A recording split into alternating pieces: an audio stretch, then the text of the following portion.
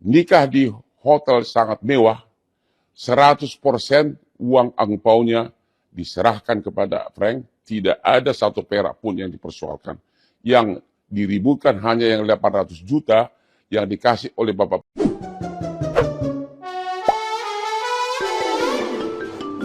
Tudingan miring yang menyebut Hotman Paris tega mengantongi angpau pernikahan putra bungsunya senilai 800 juta rupiah akhirnya menuai reaksi keras. Sang pengacara meradang dan langsung membeberkan kronologi pembagian uang dari seorang konglomerat ternama. Uang ratusan juta tersebut nyatanya merupakan hadiah khusus untuk dirinya, sedangkan sang anak sudah menerima bagian tersendiri. Hotman merasa difitnah oleh opini liar yang menyudutkan reputasinya.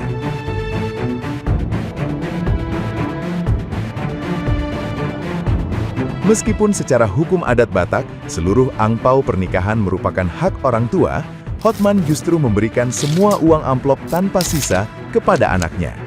Ia menegaskan, tidak mungkin mengambil hak darah dagingnya sendiri, karena telah terbiasa memanjakan mereka dengan fasilitas serta pendidikan mewah di luar negeri.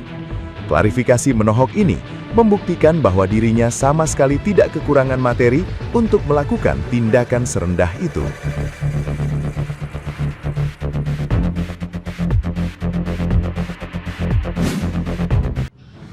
Klarifikasi di medsos seolah-olah Hotman mengambil uang angpau dari anak waktu kawinan, yaitu Pris. Kamu semua akan terkejut betapa baiknya seorang bapak. Beberapa hari sebelum acara resepsi nikahan Pris, konglomerat Prayogo Pangestu memanggil Hotman dan Pris ke kantornya. Dan pada saat itu Bapak Prayogo Pangestu sudah menyediakan dua kotak yang berbeda yang isinya uang. Kotak pertama 200 juta isinya oleh Bapak Prayogo dan sekretarisnya diserahkan kepada Pris dan disebutkan ini angpau dari Bapak Prayogo kepada Pris, yaitu 200 juta.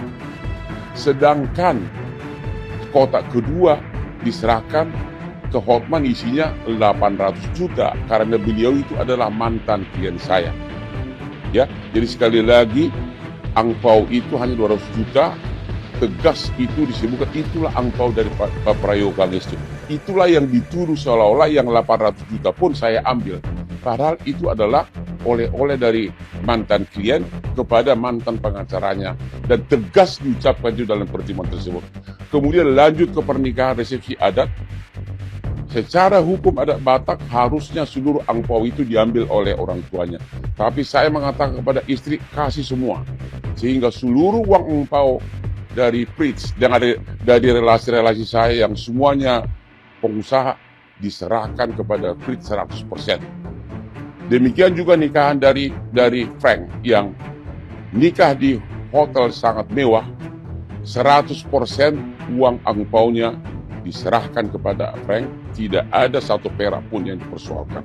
Yang diributkan hanya yang 800 juta yang dikasih oleh Bapak Prayogo, yang itu bukanlah uang angpau, tapi oleh-oleh dari seorang mantan klien kepada pengacaranya, sedangkan yang angpau tegas disebutkan hanya yang 200 juta. Mengenai kehidupan, tiga-tiganya anak saya sejak SMA sudah sekolah di sekolah paling mahal di Jakarta, yaitu JIS, Jakarta International School, yang semua anak orang bule dan anak konglomerat di sana. Habis itu lanjut semua sekolah ke Inggris, tiga-tiganya dapat gelar sarjana hukum dari Inggris. Bahkan Frank sempat ambil 6 bulan di college di Amerika, kemudian pindah ke London. Felicia pernah 2 bulan di Harvard Law School, kemudian pindah ke London. Bahkan mereka itu sering training saya kirim. Frank saya kirim ke magang ke Australia. Felicia pernah saya kirim ke Harvard dan juga di pengadilan di Inggris. Fritz magang di London dan juga pernah di universitas di New York City di Amerika, di mana artis becek-becek pernah kuliah di sana. Jadi mereka merasakan kehidupan yang sangat mewah. Bahkan magangnya itu Fritz dan Felicia kadang juga ke Oxford dan Cambridge di Inggris, semua biayanya saya bayar sangat mahal, ya, sangat mahal, ya. Jadi nggak mungkin saya mengambil hak uang yang bukan hak saya. Saya tidak kelas begitu. Sekali lagi, saya tidak kelas begitu, ya. Salam dari Hotman Paris. Udah cukup. Nah, gimana nih menurut netizen yang terhormat? Silahkan berkomentar ya. Serem banget ya, aib keluarga dibongkar. Sekarang ada ungkit-mengungkit bahwa seorang bapak ini begitu baik, begitu kaya, dan sering merendahkan orang lain. Bahkan mungkin sekarang mau merendahkan anak-anaknya juga atau istrinya. Serem banget ya. Coba kita nggak peduli lah, mau itu kawinan kek, mau anaknya sekolah di Amerika kek, di London kek, kalian orang paling kaya, betapa baiknya kita. Intinya kamu gak di situ. Intinya mungkin anak-anaknya sama istri itu yang pertama sangat amat sakit hati. Pilu kali hati mereka itu. Karena aksi grepe-grepe itu bertahun-tahun. Ya malu kali. Mungkin mereka malu. Terus mereka tahu juga kita kaya mungkin dengan cara nggak benar. Buktinya jumpy spot itu kan adalah seorang tersangka. Mungkin kita pernah kerja sama dia. Bener dong, ada mafyong pengadilan, mafyong hukum. Dan mungkin anaknya tahu, dia kaya ini kan karena mafyong. Buktinya asprinya juga itu kan makelar. Serem banget ya. Jadi ini terbongkar semuanya dan kita nggak peduli untuk urusan keluarga. Masalahnya di situ. Dan kedua, kenapa kita sekarang membela seorang mungkin penjahat? Ya pasti penjahat lah. Udah ada buktinya, 74 kg batang emas loh. Jadi ini kita sekarang berusaha berdalih. Kita berusaha menjadi pengacara untuk diri kita sendiri. Dianggap urusan keluarga ini urusan proyek hukum. Dikira ini klien bongkar-bongkar fakta. Itu sangat memalukan. Kalau memang mereka salah, diam aja. Kenapa kita harus ikut membongkar aib anak-anak, aib istri? Itu kan semakin rancu. Semua kelihatan tidak ada etikanya. Tapi mungkin saja si jagung muda itu punya strategi. Nah, aku pilih nih pengecerang rusuh. Pasti akan blunder dan mereka akan membahas urusan lambe, gosip keluarga, dapur kotor keluarga mereka. Pintar juga si jumpy spot. Dia tidak mengambil ya pengecerong itu yang alim, yang baik-baik. Tidak, dia mencari pengecerong huru hara, yang lantang wicara, yang rela buka aib keluarganya juga. Nah, saling membuka. Pinter banget tuh si jumpy spot. Ya, namanya juga selevel sih ya. Jahat sama jahat. Kok yang diurusan beginian? Jadi akhirnya apa? Ya mungkin klien kita udah mulai mundur, keluarga mundur, semua mundur. Ya solusinya kita harus bertobat. Mengakuilah bahwa kita pernah menjahati anak-anak atau mantan istri. Terus kedua, mundur dari pengecerong itu si jumpy spot. Jangan membela kejahatan. Mungkin kita bisa pulang ke Balige, ke si borong-borong, ke si Bolga. Kita di sana hanya buka lapot tuak dan udahlah pelihara kandang babi di situ. Kita tenang di hari tua kita. Nggak usah kita cari batang-batang emas. Lihat tuh keluarga itu mereka merana, anak-anak merana. Mungkin mereka malu bertahun-tahun sampai di-unfollow akun kita. Jadi udahlah, nggak usah berkuar-kuar. Harusnya sekarang itu berdiam diri. Jangan terlalu banyak bicara. Dan mungkin strateginya juga. Masa demi dapat batang emas itu kita sekarang harus ngelambe keluarga kita? Aduh, ampun. Etikanya di mana? Demi dapat proyek si jumpy spot jagung muda ini, kita rela ngelambe keluarga kita. Aduh, ampun. Kalau gue sih bakal malu banget ya. Kalau gue sih mukanya malu, tapi hebat loh mukanya, tebal kali.